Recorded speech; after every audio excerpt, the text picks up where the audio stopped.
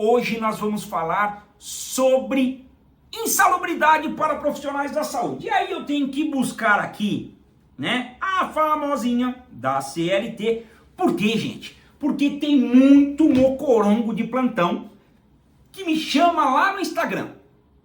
Ah, Rick, acabei de ver uma reportagem e aí alguém falando que todos os profissionais da saúde têm direito à insalubridade de 40%. Tá, mentira. Por que é mentira, Rick? Eu vou provar para você com muita facilidade. Mas antes disso, nós vamos deixar os mundos separados, ok? Não iremos falar sobre periculosidade. Isso é um outro assunto que daria uma aula de um dia inteiro com muitas anotações. E a periculosidade é taxada em lei. Tá lá específico, gente. Quem trabalha sob o risco de energizante, ionizante, o guarda, inclusive, né, o guarda armado, quem trabalha nesse sentido de arma, mas é outro mundo, não falaremos sobre isso hoje, certo? Separando os mundos, vamos para a insalubridade. E aí eu convido vocês a ir lá no 192 da famosinha CLT, e lá ele diz o seguinte, presta bem atenção: o exercício de trabalho em condições insalubres acima dos limites de tolerância estabelecidos pelo Ministério do Trabalho assegura percepção de adicional respectivamente de, anota aí no teu caderninho, 40% de insalubridade é o grau máximo, 20% de insalubridade é o grau médio, 10% de insalubridade é o grau mínimo do salário mínimo da região, ok? Ou seja, vamos dar uma olhada aqui para ver quanto que está o salário mínimo agora. Vamos buscar aqui, ó, salário mínimo nacional. Veja lá, 2025, ok? 2025 ele está em 1.518. Vou deixar a conta aqui já armada para a gente não ter problema. 1.518. Então, vamos começar a derrubar os véus da mentira. Vamos desmistificar algumas mentirinhas da internet que servem como uma isca para que o profissional fale: opa, que legal, não sabia disso. Entra lá e é mentira, tá? Todos têm direito à insalubridade de 40%. Não, porque senão não tinha esse cálculo. Primeiro que a insalubridade ela é aferida, tá? Tem esses cálculos e ela vai ser aferida pela exposição que o profissional tem ao risco. Seja o calor, seja a ruído, mas em tese, nós vamos falar mais hoje aqui sobre a questão do trabalho do profissional da saúde, seja o médico, o enfermeiro, fisioterapeuta. Normalmente, gente, quem recebe 40% trabalha em setores mais fechados como a UTI. E eu vou dar um exemplo, tá? UTI. Você está exposto diariamente a pacientes infecto-contagiosos.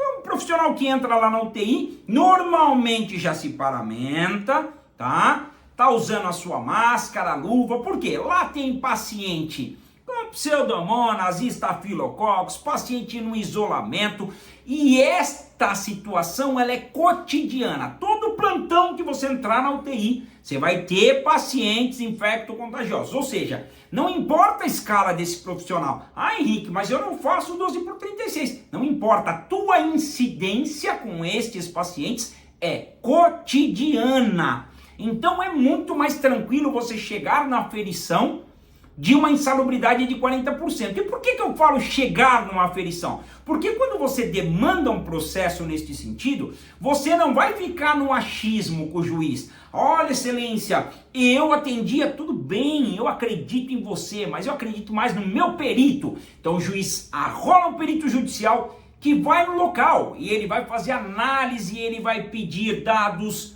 ele vai fazer entrevista com profissionais, com o autor, com o advogado da empresa, todo mundo lá. Ele quer entender este mundo, quer entender se realmente o que você disse lá na sua inicial bate com a verdade fática, com o cotidiano, entenderam? Então às vezes a pessoa diz: ah, eu trabalho no pronto-socorro, todos os dias eu atendo pacientes infectos contagiosos. Só que quando você chega lá na emergência, a incidência desse paciente ficar ali é pequena. E aí ele vai para uma observação. É mais fácil conseguir aferir lá na observação do que na própria porta de entrada da emergência. Entenderam? Perito vai ter que fazer isso. Mas nós temos como base não só a famosinha da CLT, mas as NRs. A norma regulamentadora 15, que prevê sobre essa situação, e aí eu também entendo que esta norma tem que ser atualizada, como tudo, né? Tem que atualizar, tem algumas normas que vão ficando aquém da realidade, já faz muito tempo que foi feito, e essa é uma, tem que atualizar. Essas normas balizam quais são as incidências, porque tem muita gente que me diz assim, bom, Henrique, mas eu trabalho na emergência e eu estou exposto a sangue, a fluido, pô, às vezes o paciente vai lá e evacua, eu tenho que trocar, e isso não é 40%? Não, não é, porque na norma regulamentadora, a NR15 diz que não, o fluido está no 20%. Agora o infecto contagioso já está no 40%. Entenderam a diferença? Então você que é inteligente, você já está notando isso daí, já está pensando, malicioso, malicioso. É exatamente isso, eu quero que você comece a montar um dossiê. Porque se você quer demandar uma ação trabalhista, porque lá na tua instituição, todos os dias você atende paciente infecto contagioso, mas não há uma contabilização, você vai precisar disso. Seu José chegou aqui, era um paciente tuberculoso, não estava em tratamento, colocou ele ali na emergência e colocaram o famosinho biombo, né? Eles colocam o biombo como se o biombo fosse uma parede de chumbo. Aí coloca o biombo lá, quem que é aquele paciente? Aquele paciente ali é tuberculoso. Ué, gente, tá todo mundo exposto. Quanto tempo esse paciente vai ficar aí? Aí no outro plantão vem um outro paciente com uma outra problemática respiratória que é infecto contagiosa. Você vai somando e monta um dossiê. Que quando o perito for analisar isso, ele vai ver que existe uma habitualidade nesse atendimento.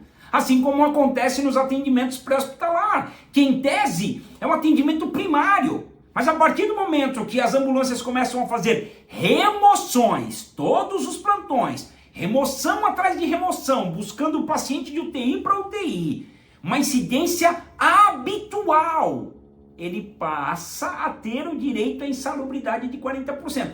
Mas tudo isso sendo aferido em uma perícia, entenderam? Inclusive essa perícia posteriormente pode mudar. Você recebia 40% de insalubridade, mudou a característica do setor, pediu-se uma nova perícia, você pode perder a insalubridade. Entenderam? Então fica a dica. Não passa mais, gente, vergonha no crédito, débito e nem no boleto. Aprende de uma vez por todas. Insalubridade tem que ser aferida por órgãos, tem que ser aferida por perito. Então o perito vai lá, 40%, 20% ou 10%. É a partir disso que começa a se analisar a tua perícia, né? Analisar, aliás, a tua insalubridade. Ah, porque às vezes, Henrique, mas ninguém passou aqui, a gente recebe 20%. Calma lá, temos que tomar cuidado, porque órgãos públicos têm que ter essas perícias, né? Tem que estar lá, que aqui é um local de 20, de 40, de 10. Então, pessoal, finalizando aqui a nossa conversa sobre insalubridade, recapitulando para você não ser um mucorongo de plantão.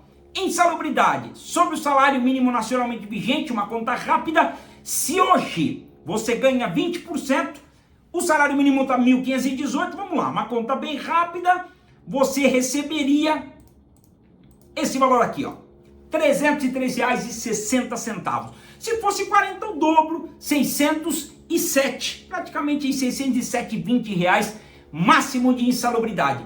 Mas não caia no conto do vigário, insalubridade não é para todos os profissionais, por hora, quem sabe um dia consigamos, mas neste momento não, tem que ser aferido por uma perícia. E o 192 da CLT, combinado com várias resoluções, já deixa isso muito claro. Então, para de cair no conto do vigário e vem para cá que a gente vai te explicar cada vez mais o que é real e não aquilo que é balelinha da internet.